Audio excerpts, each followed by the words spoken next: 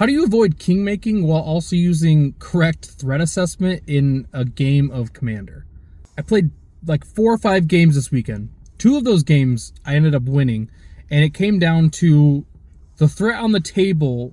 If they had another turn, was going to win, and it wasn't going to be even close. So someone else took out that person, which left the door open for me to take the win. And I didn't think I was the threat at the table, but I was playing a Voltron Captain America deck, so if I'm able to get 1 or 2 cards, like I can pretty much wipe people one by one with Captain America.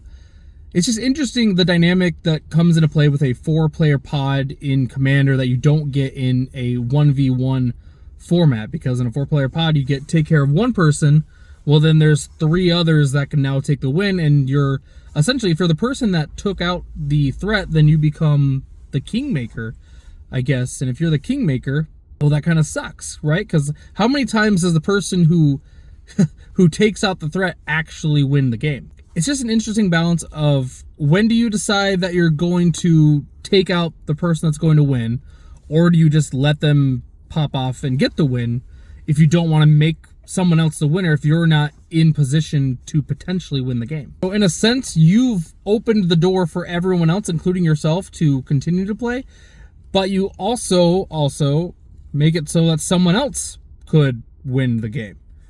I don't know, it's an interesting dynamic way to balance your decks in a way that, okay, if I do X, Y, and Z, I'm going to be able to win in a turn or 2. But if you're not able to do X, Y, and Z, then it's like, why should I be the one to take out the threat? I don't know. Should you king make?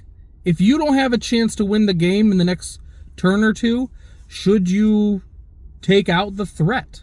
I would assume yes. Or do you just kind of hope that someone else takes out the threat? Something to think about.